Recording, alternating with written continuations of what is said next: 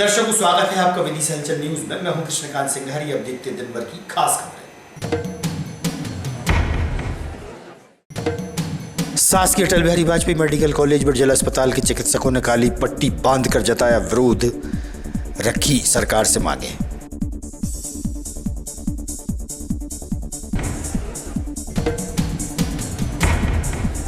वीर शिवाजी महाराज की जयंती के अवसर पर शिवसेना द्वारा निकाली गई भव्य शोभा यात्रा पहुंची उनकी प्रतिमा तक, किया याद।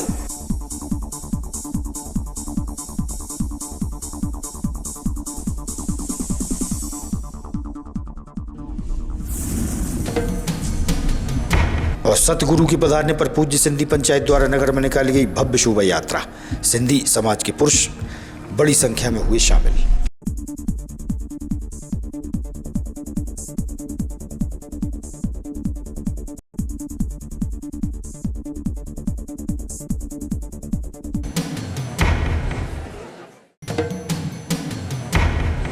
अब खबर विस्तार से।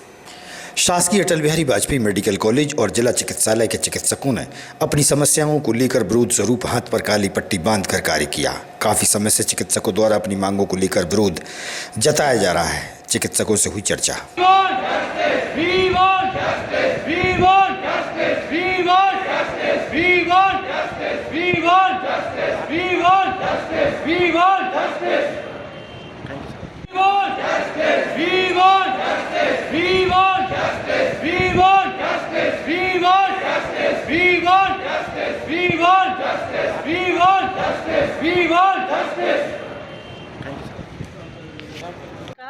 मैं डॉक्टर नीति अग्रवाल हूँ और MTA विदिशा की पूर्व अध्यक्ष भी हूँ। और ये जो हमारा आंदोलन हो रहा है ये बहुत ही मजबूरी में किया जा रहा है, क्योंकि पिछले 2 साल से हमारी कई मांगे थी जो कि लंबित पड़ी हुई हैं। कैबिनेट के आदेश होने के बाद भी उनको पूरा नहीं किया गया है। और ये चिकित्सक महासंघ बनाया है, जो चिकित्सक महासंघ में मेडिकल ऑफिसर एसोसिएशन भी है, इसके अंदर डिस्ट्रिक्ट हॉस्पिटल में काम करने वाले डॉक्टर्स भी हैं, इसमें CSC PSC पे काम करने वाले डॉक्टर्स भी हैं। तो जितने भी प्रदेश में चिकित्सा संस्थान हैं उन सभी के डॉक्टर एकजुट होकर इस चिकित्सक महासंघ के अंदर ये हड़ताल कर रहे हैं। और सभी के जो मांगे हैं उसमें से जो बहुत प्रमुख मांगे जो मैं कहना चाहूँगी, जैसे कि आपको पता है कि बहुत सारी मेडिसिन अभी जो अमानक दवाइयाँ हैं उनके सैंपल फेल हो रहे हैं, लेबोरेटरी में पास नहीं हो रहे हैं। और वो दवाइयाँ यदि हम पेशेंट के ऊपर यूज़ करते हैं तो वो उनकी जान के लिए खतरा हो सकता है। कहाँ से सप्लाई की जाती है? ये गवर्नमेंट से हमको सप्लाई होती है, MPHSL विभाग से होती है, MPPSL से सप्लाई होती है। और उसमें से कई दवाएं जो हैं वो लेबोरेटरी के अंदर फेल हो रही हैं। तो हम चाहते हैं कि उसको माना जाए कि कौन कौन सी जो कंपनी इसको सप्लाई कर रही है और उसके विरुद्ध कार्रवाई की जाए ताकि आगे इस तरह की घटनाएं ना हो सके। इस हड़ताल में कितने डॉक्टर होंगे जो जिले में? इसमें कम से कम 3,500 से ज़्यादा डॉक्टर्स हैं जो पूरे प्रदेश के हैं। वो उसके अंदर जिले में 15,000 से ज़्यादा होंगे। जिले में 3,000 हैं और पूरे मध्य प्रदेश में 20,000 की 15 से 20,000। स्थिति में अगर कोई आपात स्थिति बनती है तब डॉक्टर किस प्रकार का स्टैंड लेंगे? क्या हड़ताल पर रहेंगे या इमरजेंसी में सहयोग करेंगे? अभी फ़िलहाल जितना भी हमने जो डिसाइड किया गया है इसके अंदर इमरजेंसी सर्विसेज बाधित नहीं रहेंगी। इमरजेंसी सर्विसेज हम देते रहेंगे, इसलिए हम इसको चरणबद्ध आंदोलन कह रहे हैं कि अभी हमने इमरजेंसी सर्विसेज को बाधा नहीं पहुंचाई है। और हम चाहते हैं कि मरीजों के हित में हम इमरजेंसी सर्विसेज कंटिन्यू करें। पर यदि सरकार हमारी मांगें नहीं सुनती है तो हो सकता है कि मजबूरीवश हमें इमरजेंसी सर्विसेज भी रोकना पड़े। डॉक्टर प्रमोद मिश्रा, आज महासंघ चिकित्सा महासंघ की ओर से जो आंदोलन शुरू हुआ है काली पट्टी बांधकर कार्य करने हेतु, इसलिए आपके समक्ष उपस्थित हुआ प्रेस कॉन्फ्रेंस। क्या मांग है? हमारी प्रमुख मांगे हैं जो कि हमारी पहले सरकार के साथ बातचीत हुई है, उनके जो प्रस्ताव पारित हो चुके हैं उनको इम्प्लीमेंट कराना हमारी प्रमुख मांग है। और ये फेज वाइज हमारा आंदोलन है। 2 दिन हम काली पट्टी बांध के आंदोलन करेंगे, उसके बाद आंदोलन को और बड़े रूप में ले जाएंगे। मैं डॉक्टर नीरज खरे, मैं अध्यक्ष हूँ मेडिकल टीचर्स एसोसिएशन विदिशा का। आज जो पूरे मध्य प्रदेश में चिकित्सकों का चरणबद्ध आंदोलन चालू किया गया है, उसी के तारतम्य में विदिशा मेडिकल कॉलेज में भी आज जो है काली पट्टी बांध के आधे घंटे के लिए काम जो है भोजनावकाश में यहाँ रोका गया है। हमारी जो मांग है वो मुख्य मांग हमारी है कि मध्य प्रदेश हाईकोर्ट में डेढ़ साल पहले, 1 साल पहले हाई पावर कमेटी गठित करके हम लोगों की जो डिमांड्स हैं उनके बात करके उनका समाधान करने की बात कही थी। जो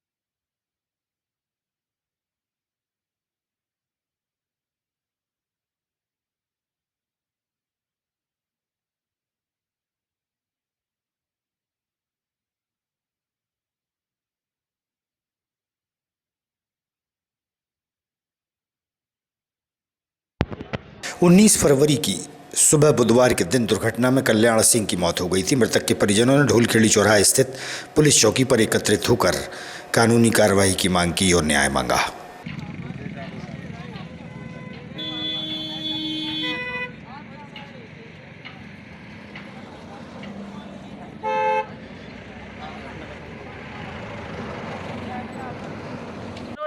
पूरा नाम बता। सरोज भाई अहरबार, कहाँ रहती हो? गांव सतपाड़ा रहती ससुराल में। क्या हुआ? मेरे पिताजी को एक्सीडेंट भाव जहाँ चौकी के 10 कदम आ गए। क्या नाम था पिताजी का? कल्याण सिंह हर बार। अहरबार। उम्र कितनी है? मेरे पिताजी की 60-65 साल उम्र रहती। मेरे पिताजी की 64 साल। कब हुआ था? कल 70 जितनी भी होए बात हो, मैं तो बहरा रही हूँ। और मेरे पिताजी को कल 7:50 पे एक्सीडेंट भाव है मेरे पिताजी को। मोह इनने कोई ने बताई नहीं है। मैं ससुराल से आई जो न इनने बा में पटक दे मुर्दा घर में ले जान के मेरे पिताजी डाल दे। मोह लाश नहीं बताई। क्या चाहती? मैं जा चाहती हूँ, कानून चाहती हूँ। मैं तो अब मेरे बाप गावे तो कानून चाहिए, नहीं तो हमें सब पे जीव चढ़ा दो। हम तो जहाँ बैठेंगे हम खुद मरेंगे। संजू, पूरा नाम बता। संजय शेरवार। कहाँ रहते हो? जी मैं इंदौर रहता हूँ सर। क्या हुआ? यहाँ पे मेरे पापा जी सुबह सुबह जो है जा रहे थे चौराहे पे, तो यहाँ पे जो है चौकी से 10 कदम आगे यहाँ पे जो एक्सीडेंट हुआ और स्पॉट पे ख़त्म हो गया। ना तो पुलिस वालों ने हमें बुलाया, ना हमें बताया।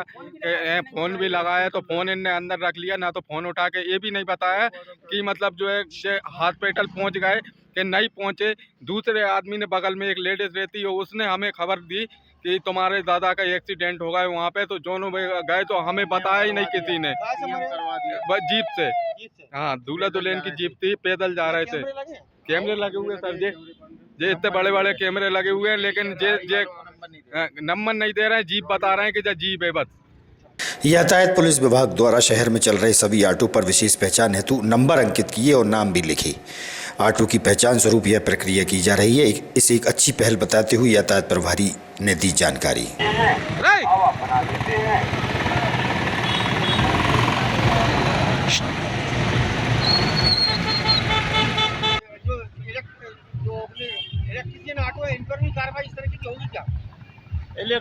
ऑटो हैं उन पे उनके फिटनेस और बीमा उनका 3 साल का रहता है, तो 3 साल अगर वो उल्लंघन करेंगे यातायात का तो उन पर भी कार्रवाई की जाएगी। ये जो ऑटो पर जिस तरीके से इन पे ऑटो पर डीजल पेट्रोल जो ऑटो चालक है इनके लिए नंबर लगाया जा रहा है, क्या इन पे भी नंबर लगाए जाएंगे क्या भविष्य में?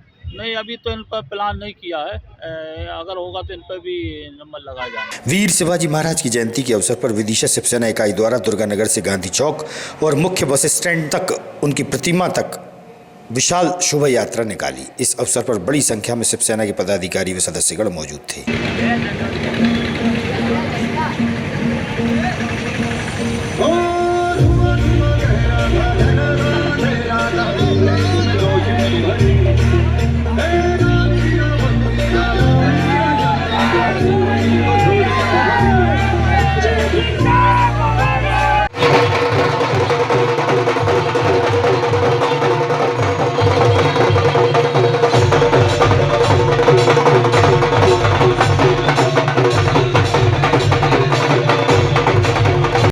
मैं ब्रजेंद्र देवा लोधी, युवा शिवसेना जिला अध्यक्ष विदिशा। आज शिवसेना के नेतृत्व में छत्रपति शिवाजी महाराज जी की जयंती मनाई गई, जिसमें भव्य चल समारोह एवं वाहन रैली निकाली गई।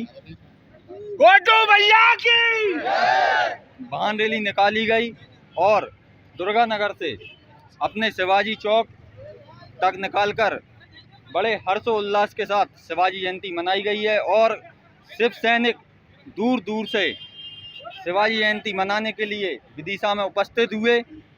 मैं आप सभी शिव सैनिकों का मीडिया के माध्यम से आभार व्यक्त करता हूं। जय भवानी, जय शिवाजी। खेल स्टेडियम में जोनल स्तरीय भोपाल और नर्मदापुरम की छात्र छात्राओं की प्रतियोगिताओं का आयोजन हुआ, जहां खेल कूद व साहित्य से जुड़ी प्रतियोगिताओं में विद्यार्थियों ने भाग लिया था। वहीं रविंद्रनाथ टैगोर भवन में समापन मौके पर विजेता विद्यार्थियों को पुरस्कार से नवाजा गया। इस मौके पर विधायक मुकेश टंडन, सांसद प्रतिनिधि राकेश शर्मा, भाजपा के वरिष्ठ नेता मनोज कटारे सहित वरिष्ठ प्रशासनिक अधिकारी भी मौजूद रहे। डाइट के प्राचार्य ने दी जानकारी।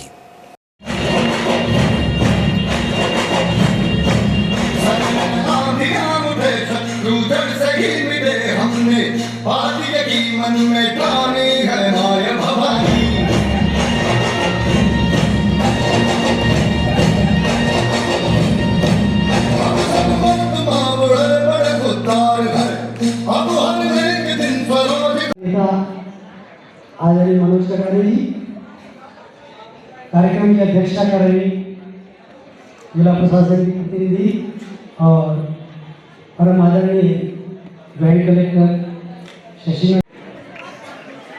मंच पर क्रीड़ा अधिकारी हैं।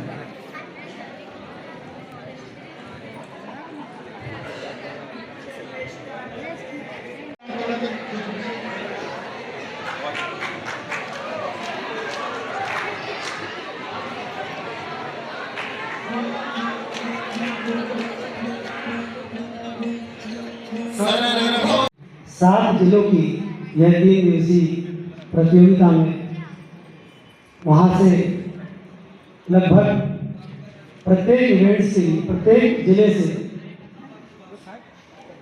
36 पदक आएंगे। और लास्ट हमारा नृत्य तनिषा व राग की जय भवानी 2000 तालियां तनिषा एवं रागनी। हमारे संतोष शर्मा पीटीआई से क्या कार्यक्रम हुआ था, कहाँ से छात्रों ने भाग लिया था और किस तरीके से आयोजन हुआ था और मुख्य अतिथि के रूप में कौन पधारे? राज्य शिक्षा केंद्र ने विदिशा डाइट को जोनल स्तरीय प्रतियोगिता भोपाल संभाग और नर्मदापुरम के लिए आयोजित करने का दायित्व दिया था।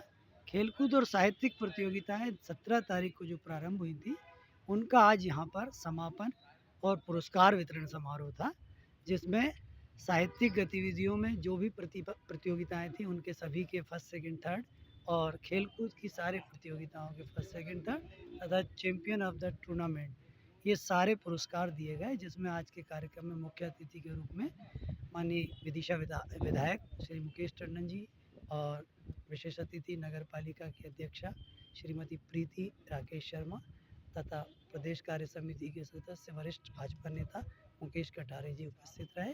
जिला प्रशासन की ओर से joint collector ma'am Shashi Mishra madam हमारे बीच रहीं और माननीय कलेक्टर महोदय के मार्गदर्शन में, सीओ साहब और एडीएम साहब के निर्देशन में ये 3 दिवसीय आयोजन का आज समापन। समर्थन मूल्य पर गेहूं उपार्जन के लिए किए जाने वाले प्रबंधों की जानकारी से अवगत कराया गया।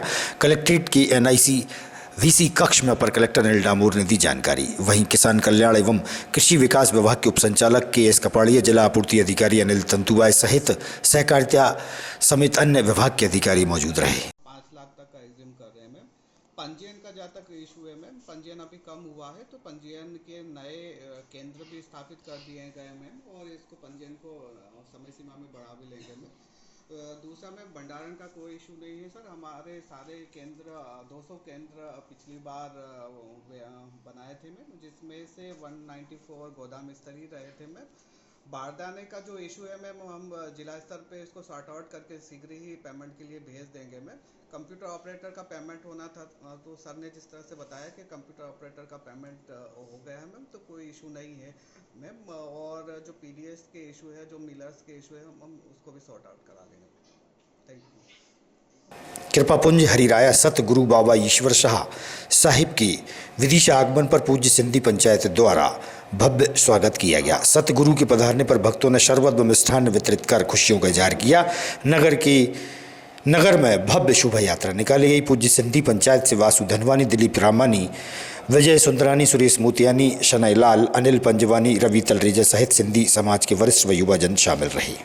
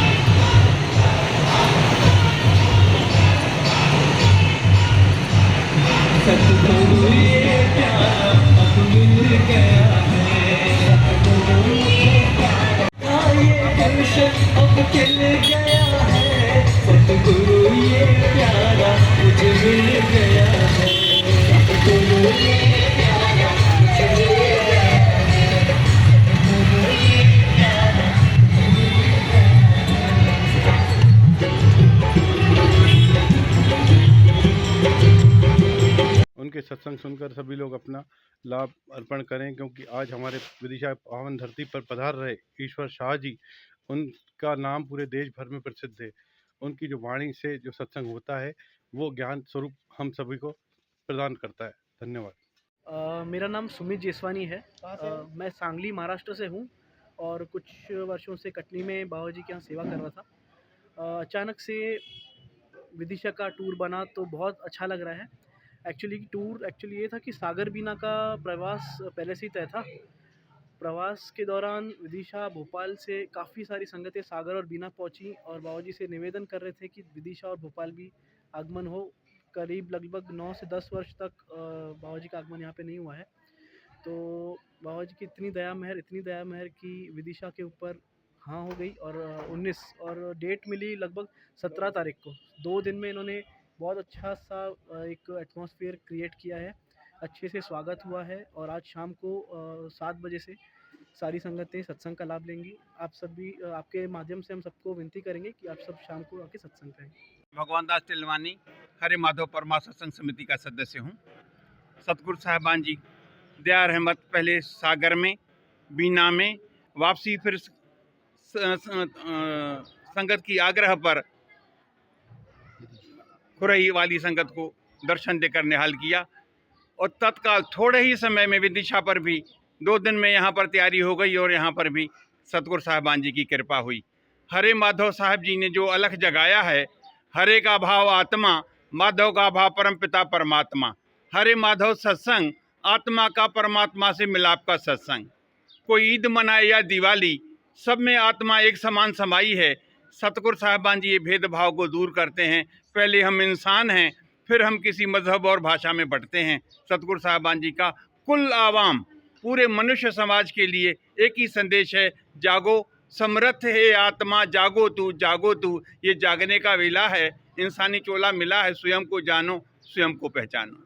हरे माधव। आज विदिशा की जो चेन्नई गार्डन, वहाँ पर क्या आयोजन होगा? अब आप गुरु जी का आना हुआ यहाँ पर और शाम को सेनाई गार्डन में जो आयोजन होगा उसके बारे में बताएं। मैं मनोज पंजवानी पूज्य सिंधी पंचायत का महामंत्री हूँ। आज बाबा ईश्वर शाह जी का नगर आगमन हुआ है। हम सबके लिए सौभाग्य की बात है। अभी थोड़ी देर पहले ही यहाँ पर उनका आगमन हुआ, गुलाब वाटिका से लेकर उनके भव्य अगवानी की, और अब वो थोड़ा विश्राम में है। इसके बाद शाम को 6 बजे सत्संग होगा। हम सभी धर्म प्रेमी बंधु वहाँ पर पहुँचकर धर्म का लाभ लेंगे और उनके बताए हुए रास्तों पर हम सभी चलेंगे। हरे माधव। 26 फरवरी को महाशिवरात्रि पर्व की तैयारियों को लेकर कलेक्टर रोशन कुमार सिंह उदयपुर स्थित नीलकंठेश्वर महादेव मंदिर पहुंचे थे और इस दिन आने वाले श्रद्धालुओं के लिए व्यवस्थाओं के बारे में उन्होंने बताया। इस मौके पर एसपी रोहित कासवानी भी साथ रहे। जो महाशिवरात्रि का त्यौहार है उस अवसर पे हमारी सारी